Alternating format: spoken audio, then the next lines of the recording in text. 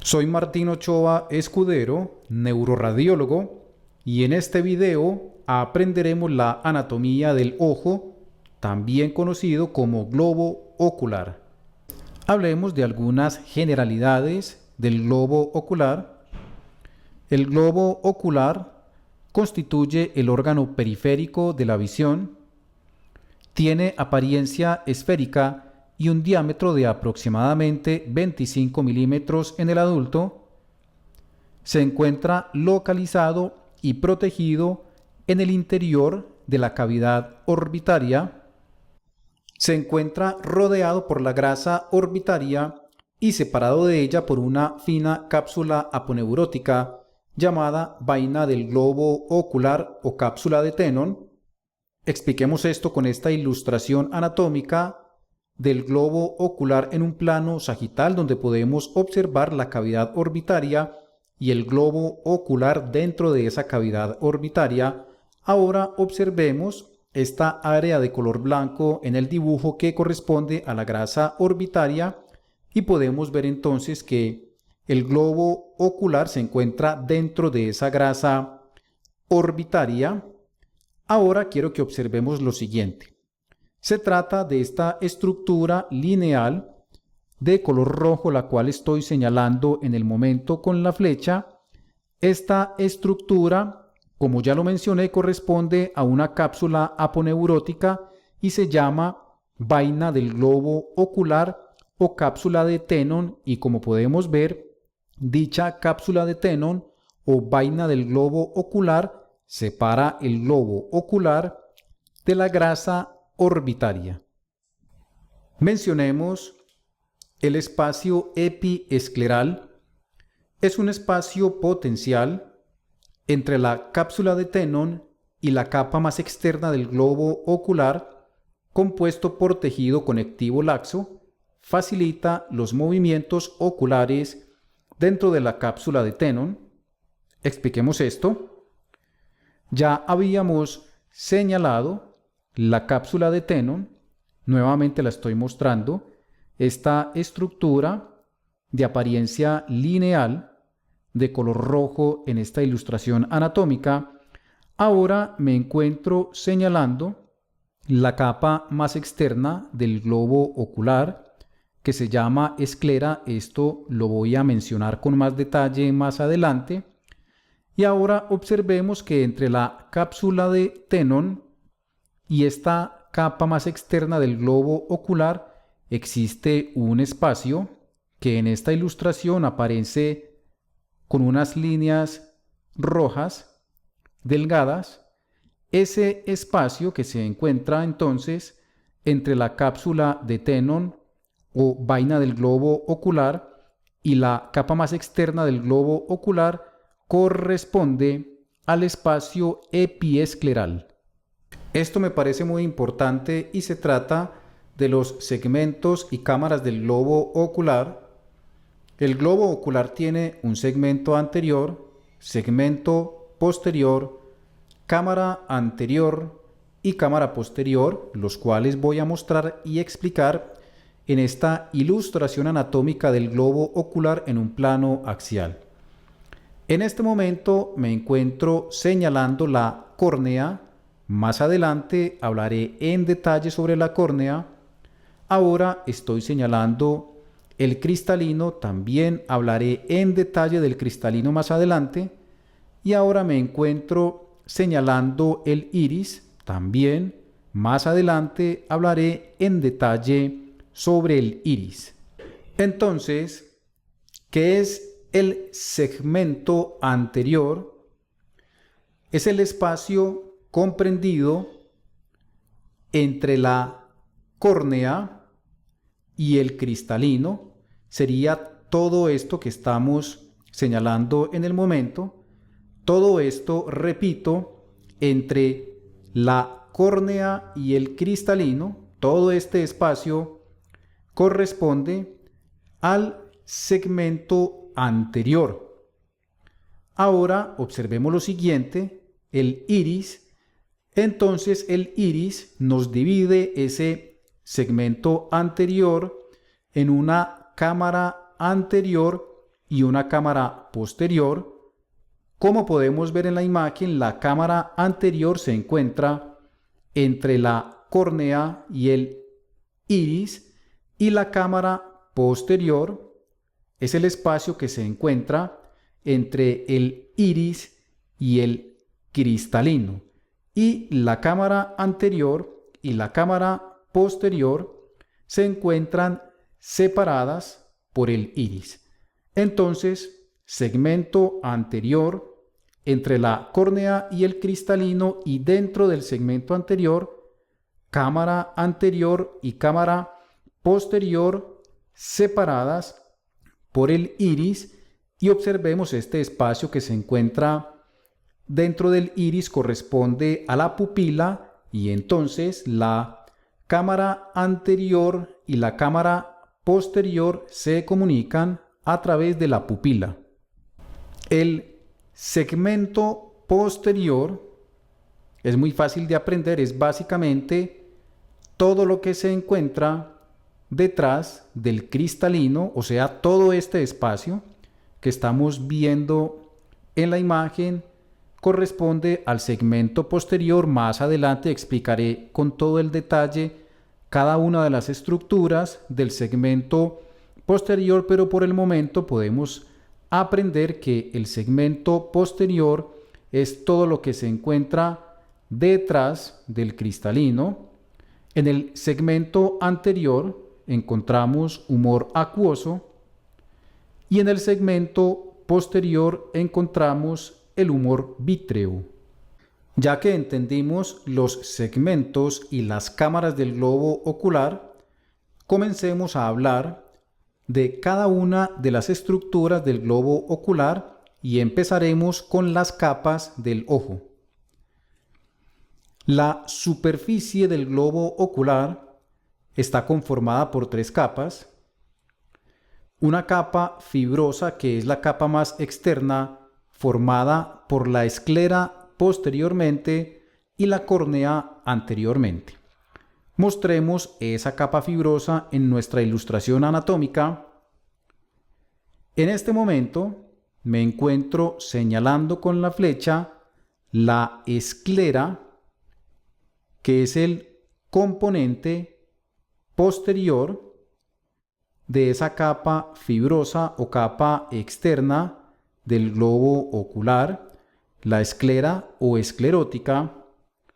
Y ahora me encuentro señalando la córnea. Ya la habíamos mencionado cuando hablamos de los segmentos y cámaras. La córnea corresponde al componente anterior de esa capa fibrosa o capa externa del globo ocular. Mencionemos la capa vascular del globo ocular, que es la capa intermedia. Está compuesta por la coroides posteriormente y el cuerpo ciliar y el iris anteriormente. Mostremos esto en la ilustración anatómica. En este momento estoy señalando con la punta de la flecha la coroides, que es el componente posterior de esa capa vascular o capa intermedia del globo ocular. También la quiero mostrar aquí. De nuevo tengo la flecha señalando la coroides. Ahora me encuentro señalando esta estructura de apariencia triangular. Corresponde al cuerpo ciliar, y ahora me encuentro señalando el iris, que ya habíamos visto cuando hablamos de los segmentos y cámaras. Entonces, el iris y el cuerpo ciliar son los componentes anteriores de esa capa vascular o capa intermedia, que también se le dice uvea o tracto uveal, y la coroides sería el componente posterior de esa capa vascular o capa intermedia del globo ocular. Mencionemos la capa interna del globo ocular, o sea, la capa neural. Está compuesta por la porción de la retina óptica posteriormente y la porción de la retina que no participa en la visión, o sea, la retina ciega, anteriormente, tapizando la superficie interna del cuerpo ciliar y del iris. Expliquemos esto. En este momento me encuentro señalando con la punta de la flecha esta estructura que aparece en la ilustración de color amarillo. Esta estructura corresponde a la retina y, para ser más exactos, corresponde a la retina óptica, o sea, la retina que es sensible a la luz, o sea, que nos permite ver. Esta porción óptica de la retina corresponde entonces al componente posterior de esa capa interna o capa neural del globo ocular. Ahora observemos lo siguiente. Miren que tapizando la superficie interna del iris y del cuerpo ciliar también se observa esta capa delgada que también tiene un color amarillo en la ilustración. De pronto puede ser un poco difícil de observar, pero si miramos bien podemos ver que tapizando la superficie interna del iris y del cuerpo ciliar también se ve una capa delgada igualmente de color amarillo. Esa capa corresponde a la retina ciega, o sea, la retina que no participa en la visión, y corresponde al componente anterior de esa capa neural o capa interna del globo ocular. Entonces, creo que queda claro las tres capas de la retina: la capa fibrosa externa, la capa vascular intermedia y la capa neural interna. Y lo que viene a continuación es una ampliación de esta información, o sea que voy a hablar con detalle de cada una de estas capas del globo ocular. Hablemos de la capa fibrosa, o sea, la capa externa del globo ocular. Ya habíamos dicho que está constituida por la esclera posteriormente y la córnea anteriormente. Hablemos en detalle de la esclera o esclerótica. Es, por así decirlo, la parte blanca del ojo y representa las 5/6 partes de la superficie del globo ocular. Observemos esta foto del globo ocular, y esta parte del globo ocular que se ve de color blanco corresponde a la esclera o esclerótica. Es una capa dura y opaca que protege el globo ocular, conformada por tejido conectivo rico en fibras colágenas y elásticas. Tiene un espesor de 0.5 milímetros en su parte anterior y de hasta 1 milímetro en su parte posterior, alrededor de la salida del nervio óptico. Se encuentra atravesada por numerosos vasos y nervios, entre ellos el nervio óptico en su polo posterior. En nuestra ilustración anatómica entonces mostraremos la esclera o esclerótica. Ya la habíamos visto previamente, pero nos sobra volverla a identificar.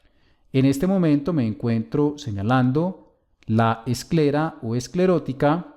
Podemos ver, y ya lo habíamos dicho, que se continúa anteriormente con la córnea, y miren que posteriormente se encuentra atravesada por el nervio óptico, o por así decirlo, perforada por el nervio óptico, y también podemos ver cómo la esclera o esclerótica se continúa con la vaina del nervio óptico.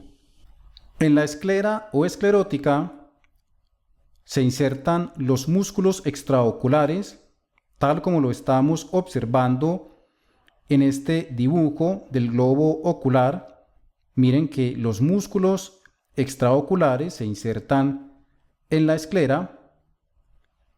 La superficie escleral interna está unida a la coroides mediante la lámina supracoroidea, que es una capa de la coroides compuesta por fibras elásticas, colágeno, melanocitos y fibroblastos. En este dibujo podemos ver entonces la coroides y aquí estamos observando la esclera y tal como lo mencioné en el texto, se une la esclera a la coroides mediante la lámina supracoroidea.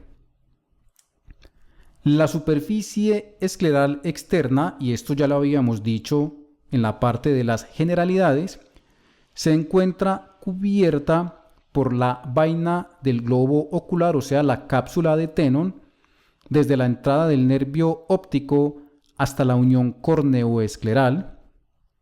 Volvamos a mostrar esta ilustración anatómica en un plano sagital del globo ocular, donde nuevamente estoy mostrando entonces la cápsula de Tenon, o sea, la vaina del globo ocular que se extiende desde la entrada del nervio óptico hasta la unión de la esclera con la córnea, lo cual se conoce como la unión córneo-escleral. Hasta allí llega entonces esa cápsula de Tenon que cubre la superficie escleral externa. Continuamos hablando de la esclera o esclerótica. Su parte posterior se encuentra perforada por el nervio óptico, tal como lo estamos observando en esta ilustración anatómica. De nuevo estoy señalando la esclera de color blanco y entonces observemos cómo en su parte posterior se encuentra perforada por el nervio óptico. Esta zona de la esclera atravesada por los fascículos del nervio óptico se denomina lámina cribosa de la esclerótica. En la parte central de esta lámina cribosa, un orificio de mayor tamaño sirve de paso a la vena y la arteria central de la retina.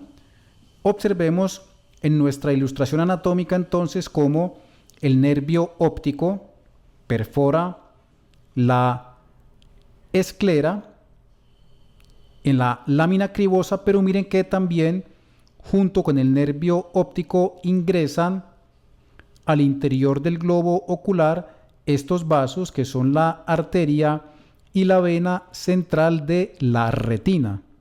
La lámina cribosa se continúa con la vaina fibrosa del nervio óptico. Esto ya lo habíamos mostrado previamente. Aquí estamos viendo la esclera.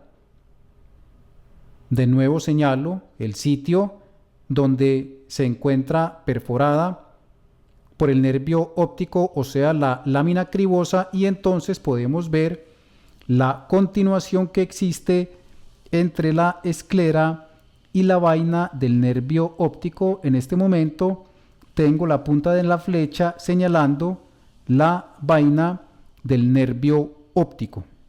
Otro dato importante es que alrededor de la zona de salida del nervio óptico, la esclerótica muestra numerosos orificios pequeños que permiten el paso de los vasos y los nervios ciliares largos y cortos. Observemos esto en nuestra ilustración anatómica. Miren que en la región posterior de la esclerótica vemos estos vasos que son los vasos ciliares cortos, estos que estoy señalando en el momento, y los vasos ciliares largos. Y claramente observamos que perforan la región posterior de la esclerótica. En esta ilustración no aparecen los nervios ciliares largos y cortos. Sigamos hablando de la capa fibrosa o capa externa del globo ocular, pero ahora pasemos a explicar la córnea, que es el componente anterior de esa capa fibrosa. La córnea es una cubierta transparente continua con la esclera localizada anteriormente. Eso lo podemos observar en estas dos ilustraciones anatómicas. En esta ilustración, que es en el plano sagital del globo ocular, me encuentro señalando con la punta de la flecha la córnea y quiero aprovechar de una vez para señalar este punto o esta transición entre la esclera y la córnea. Se conoce como el limbo esclero-corneal. También en esta ilustración anatómica me encuentro señalando la córnea. Claramente tiene una localización anterior con respecto a la esclera, y podemos ver igualmente en esta ilustración anatómica, aquí donde tengo la punta de la flecha, el limbo esclero-corneal, o sea, la unión o la transición entre la esclera y la córnea. La córnea representa una sexta parte de la superficie del globo ocular. Al ser transparente permite el paso de luz al interior del globo ocular. Está bañada internamente por el humor acuoso y externamente por el líquido lagrimal. Estos líquidos intervienen en su nutrición, ya que la córnea es avascular. Tiene abundante inervación procedente del nervio oftálmico, o sea, la primera división del nervio trigémino. La córnea posee un espesor de 1 milímetro en la periferia y de 0.57 a 0.72 milímetros en el centro. Continuemos explicando las capas del globo ocular. Pasemos a otra capa, que es la capa vascular, o sea, la capa intermedia del globo ocular. También se conoce como uvea o tracto uveal, y está constituida por la coroides, el cuerpo ciliar y el iris. Mostremos esto en esta ilustración anatómica en el plano sagital del globo ocular. Recordemos que el componente posterior de esta capa vascular es la coroides, la cual se encuentra representada en esta imagen ampliada. Esta es la esclera externamente, esta es la retina internamente, y entre la esclera y la retina podemos ver la coroides. Y recordemos que el componente anterior de esta capa vascular del globo ocular son el cuerpo ciliar y el iris. En esta otra ilustración anatómica, pero en el plano axial del globo ocular, también quiero señalar la coroides. Observemos la retina internamente, ahora la esclera externamente, y ahora me encuentro señalando con la punta de la flecha la coroides, que se encuentra entre la retina y la esclera, que aquí en este dibujo aparece de un color más o menos morado claro. Entonces, esta es la coroides, que es el componente posterior de la capa vascular del globo ocular o tracto uveal o uvea. La coroides es una capa muy vascularizada, pigmentada, de color marrón oscuro, localizada entre la retina y la esclera. Se une firmemente a la capa pigmentaria de la retina y de manera laxa a la esclera a través de la lámina supracoroidea. En la parte posterior del ojo está perforada por el nervio óptico, tal como lo estamos observando en esta ilustración anatómica. Miren que al igual que la esclera, también la coroides posteriormente se encuentra perforada por el nervio óptico, y en el disco óptico o papila óptica se continúa con las meninges internas, o sea, la pía madre y la aracnoides, que revisten el nervio óptico, tal como lo estamos observando en nuestra ilustración anatómica. La coroides se continúa anteriormente con el cuerpo ciliar, el cual estoy señalando en el momento. Continuamos hablando de la capa vascular del globo ocular, pero ahora vamos a hablar de los componentes anteriores de esa capa vascular, también conocida como uvea o tracto uveal. Mencionemos el cuerpo ciliar. Es una estructura de aspecto triangular localizada entre la coroides y el iris, la cual forma un anillo completo alrededor del globo ocular. En esta ilustración anatómica me encuentro señalando con la punta de la flecha el cuerpo ciliar. Miren que efectivamente tiene un aspecto triangular, también lo quiero señalar en el otro lado. El cuerpo ciliar que claramente podemos ver que se encuentra entre la coroides que ya estudiamos previamente y el iris. Dentro del cuerpo ciliar encontramos dos estructuras. Se trata del músculo ciliar y de los procesos ciliares. Hablemos entonces de uno de los componentes que se encuentran dentro del cuerpo ciliar y se trata del músculo ciliar. Este músculo ciliar se compone de fibras de músculo liso dispuestas de forma longitudinal, circular y radial. Observemos esta ilustración anatómica en el plano sagital del globo ocular.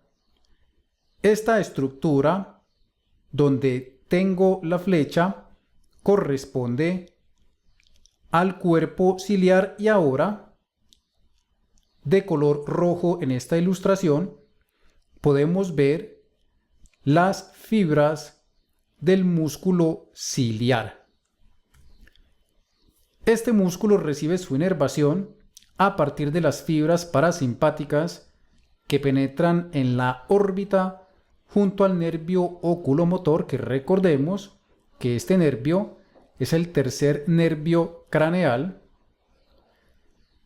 Su contracción produce una disminución del tamaño del anillo que forma el cuerpo ciliar, reduce la tensión del ligamento suspensorio del cristalino y permite que éste adopte una morfología más redondeada, o sea, relajada. De este modo, se produce la acomodación del cristalino para la visión cercana. Ahora mencionemos la otra estructura que se encuentra dentro del cuerpo ciliar, o mejor, que se origina en el proceso ciliar, y se trata de los procesos ciliares. Son prolongaciones que se proyectan desde la superficie interna del cuerpo ciliar. A partir de ellos se extienden unas fibras conectivas llamadas fibras sonulares, las cuales se insertan en el cristalino y lo mantienen en su posición anatómica. Mostremos esto en nuestra ilustración anatómica. Recordemos que es un plano sagital del globo ocular y es una imagen focalizada en el segmento anterior. Entonces estamos señalando el cuerpo ciliar y miren estas prolongaciones que se originan a partir del cuerpo ciliar corresponden a los procesos ciliares.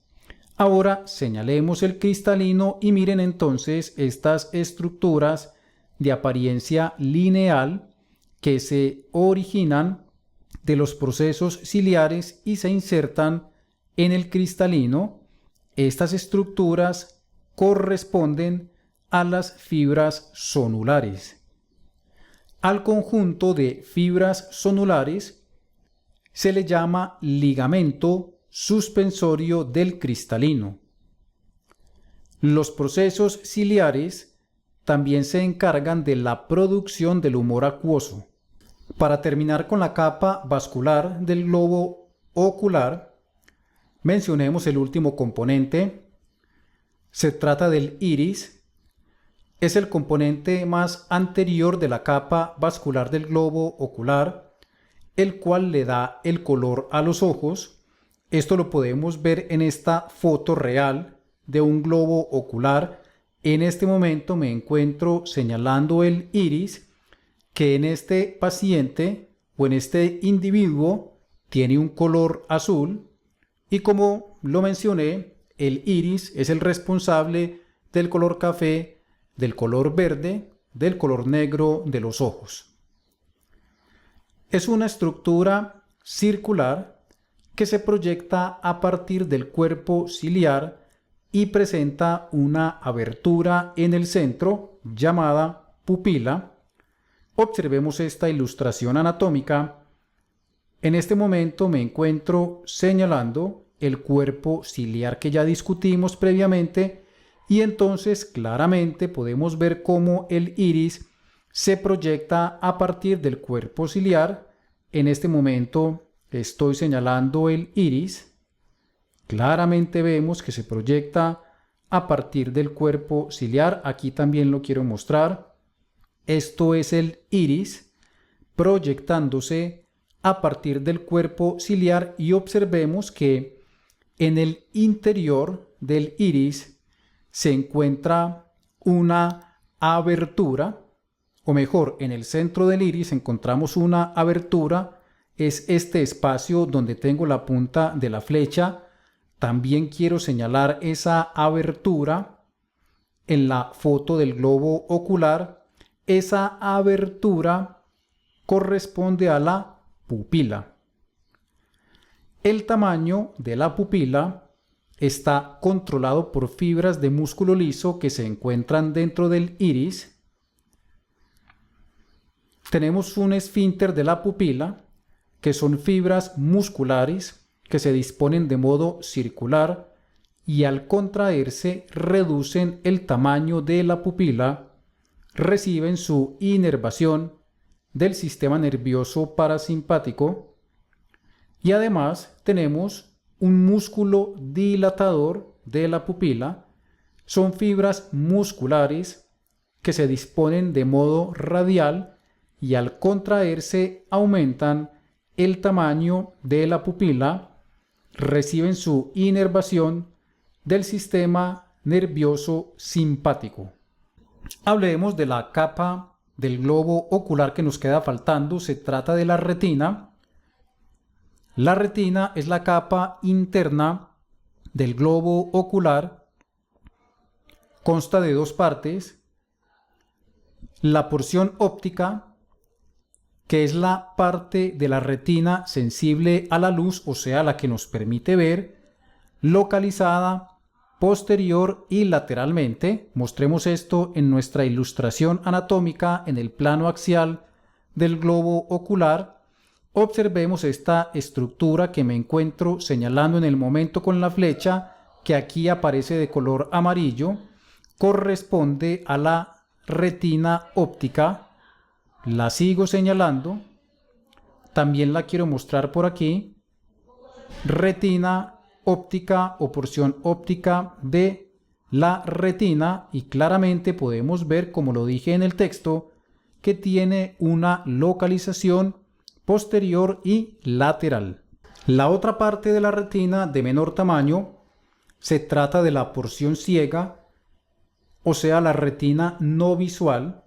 Es la parte de la retina no sensible a la luz, de localización anterior, tapizando la superficie interna del cuerpo ciliar y del iris. Esto ya lo habíamos mencionado previamente, pero no sobra volverlo a mostrar. Recordemos que este es el cuerpo ciliar y que este es el iris.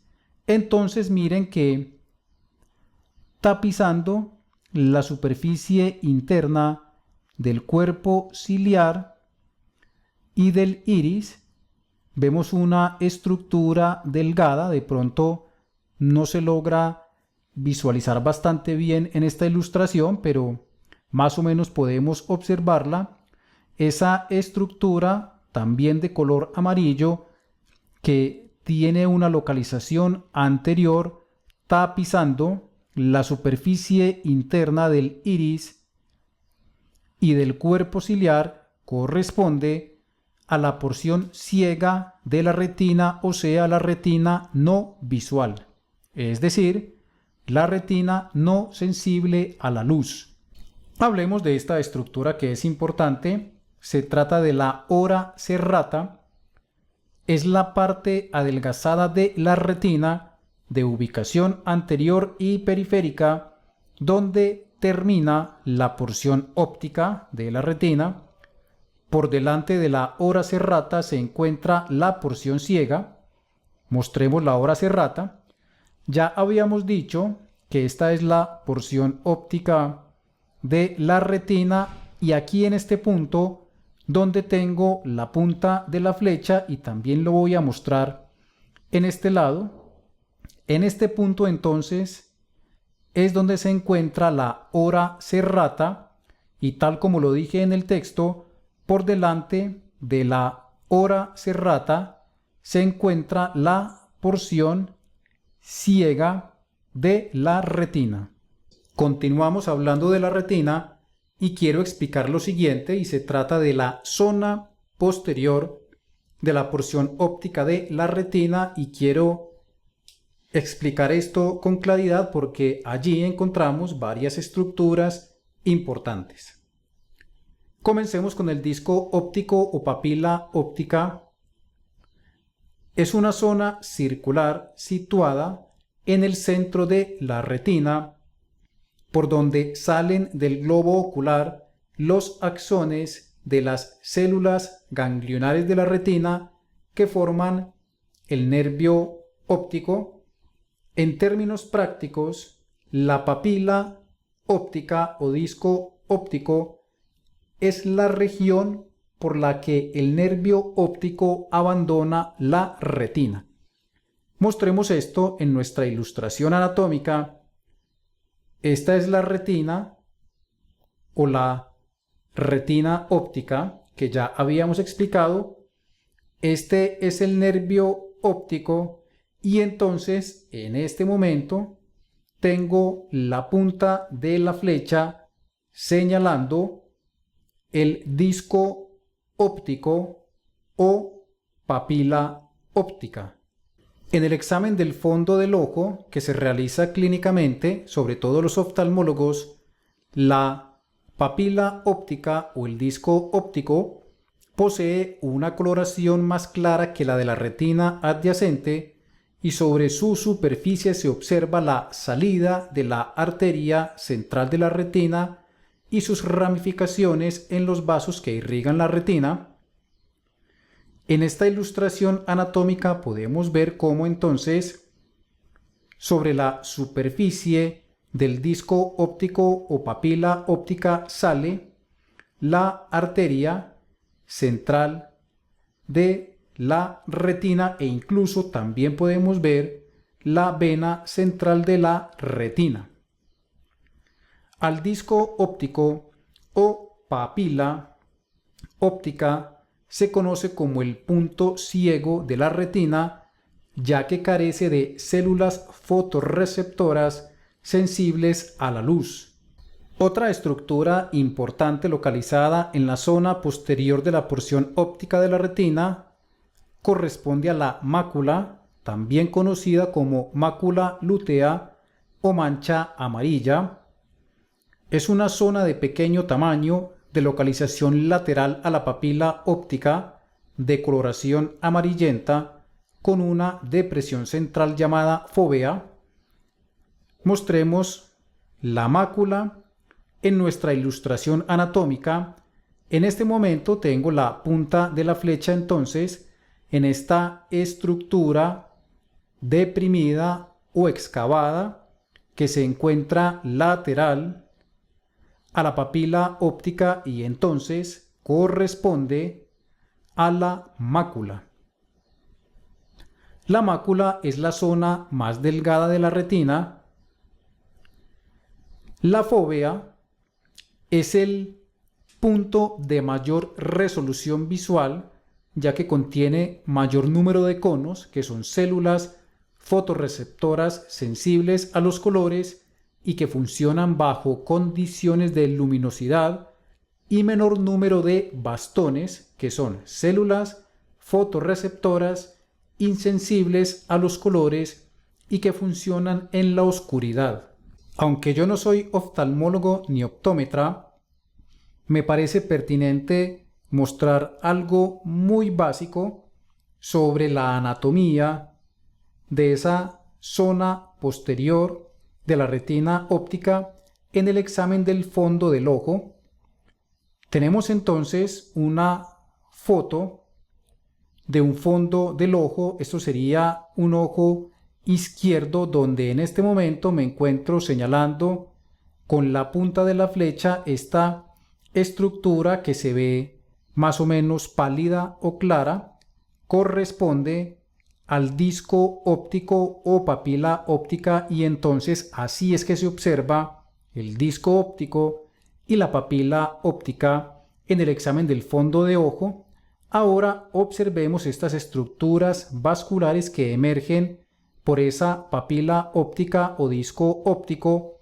Se trata de la arteria central de la retina y vena central de la retina con sus diferentes ramificaciones.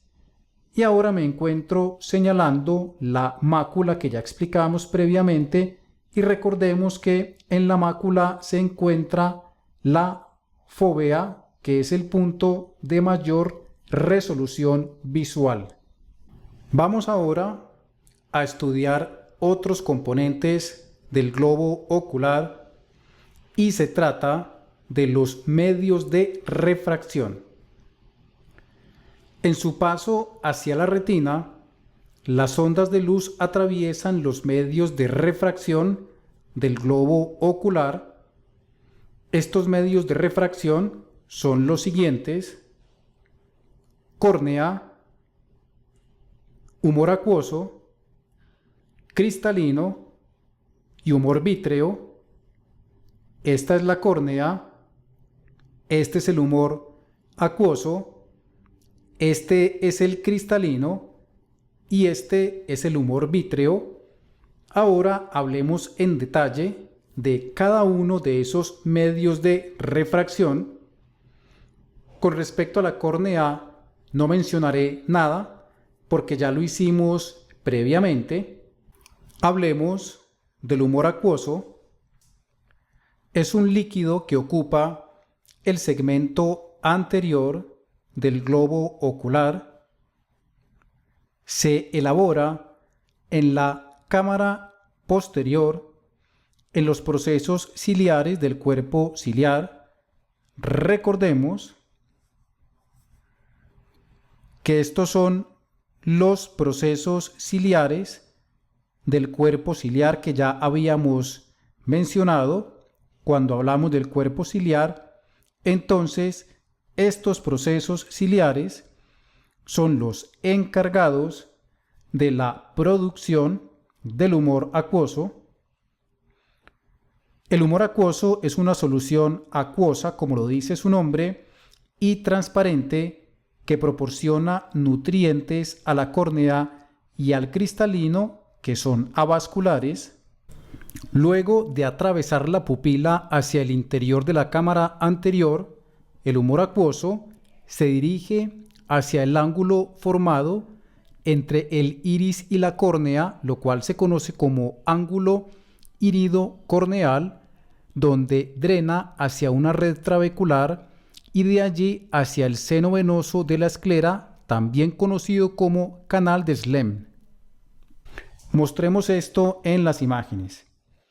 En esta primera ilustración anatómica que se encuentra en el lado izquierdo, estoy mostrando cómo los procesos ciliares producen el humor acuoso, y podemos ver cómo el humor acuoso pasa de la cámara posterior a la cámara anterior a través de la pupila y se dirige hacia el ángulo irido-corneal, o sea, el ángulo formado entre el iris y la córnea.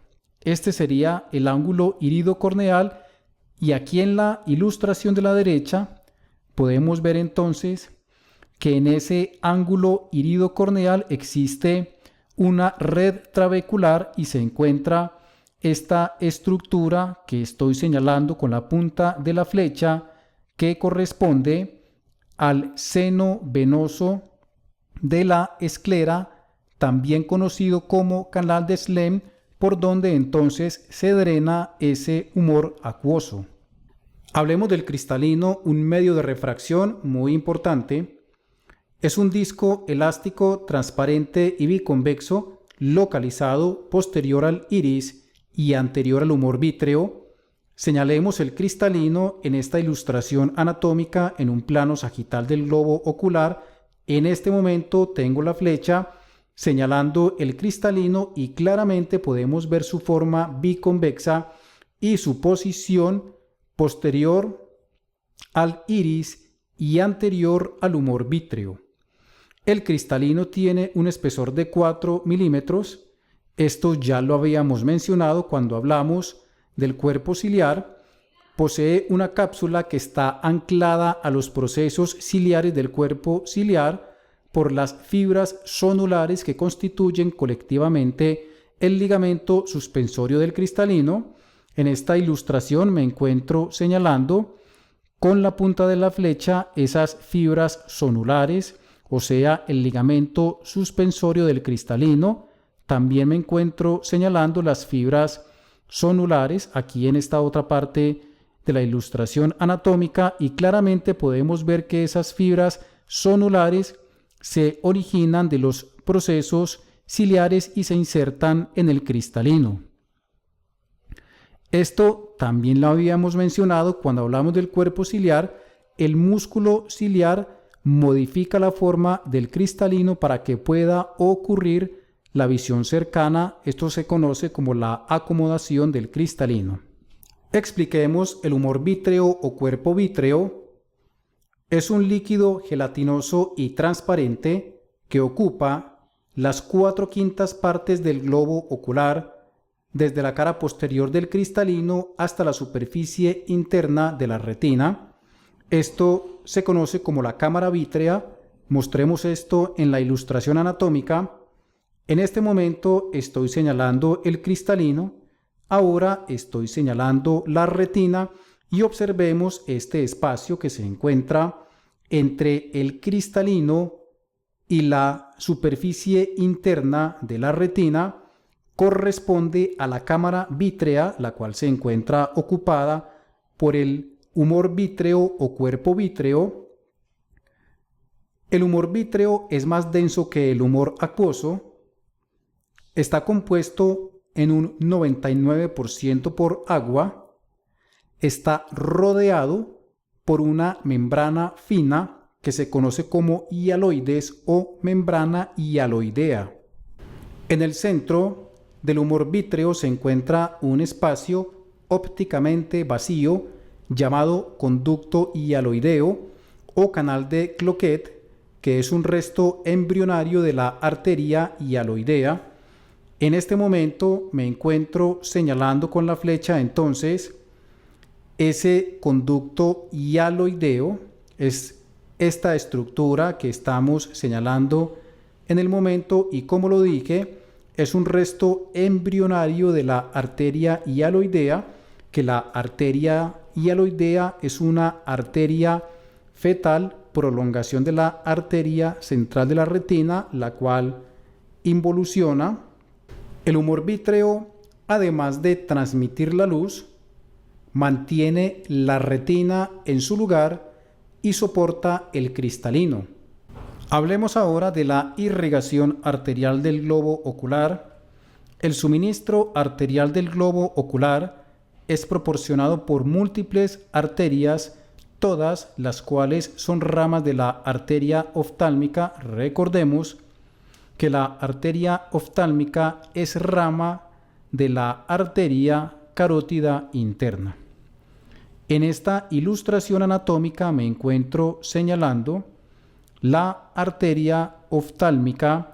Como lo mencioné, es rama de la arteria carótida interna y de ella se originan todas las ramas arteriales que suministran la irrigación arterial del globo ocular.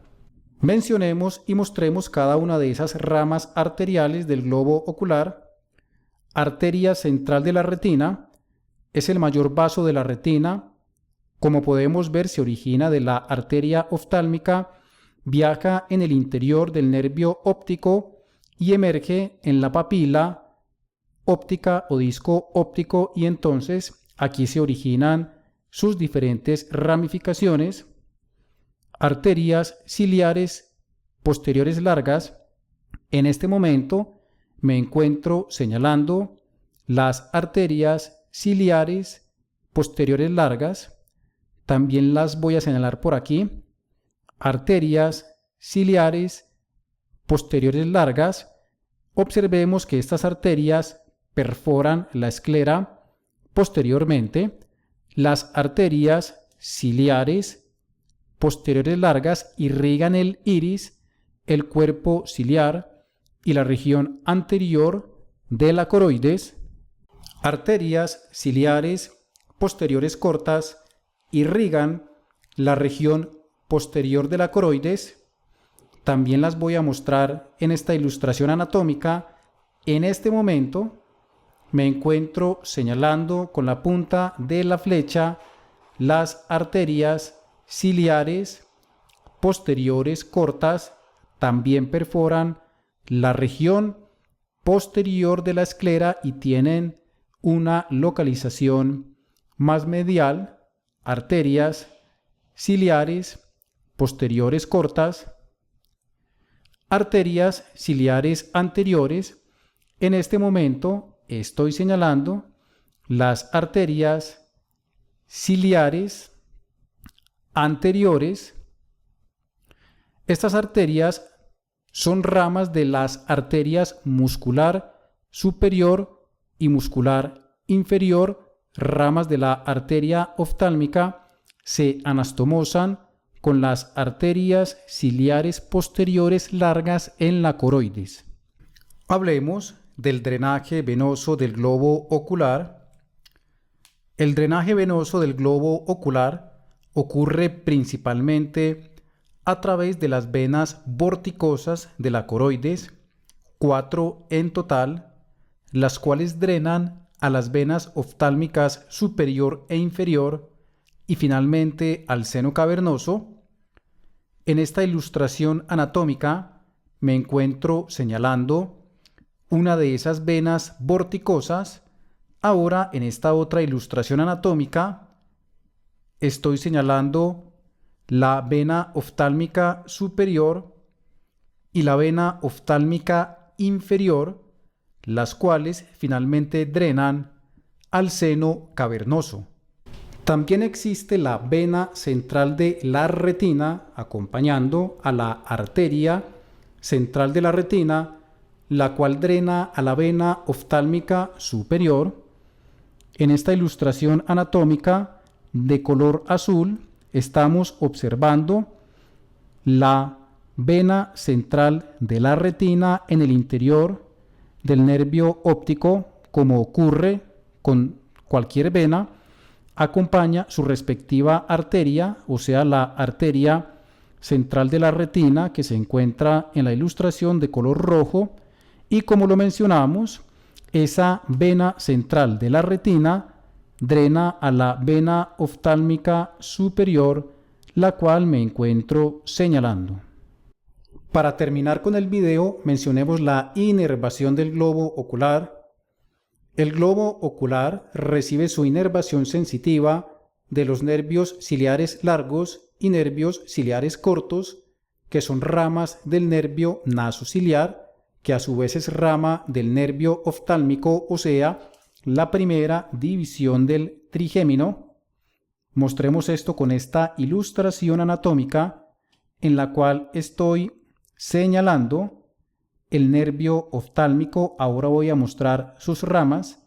Este es el nervio lagrimal, este es el nervio frontal y este es el nervio nasociliar. Entonces, de este nervio nasociliar es de donde se originan los nervios ciliares largos y nervios ciliares cortos. También debemos recordar que la función sensitiva especial visual del ojo es suministrada por el nervio óptico.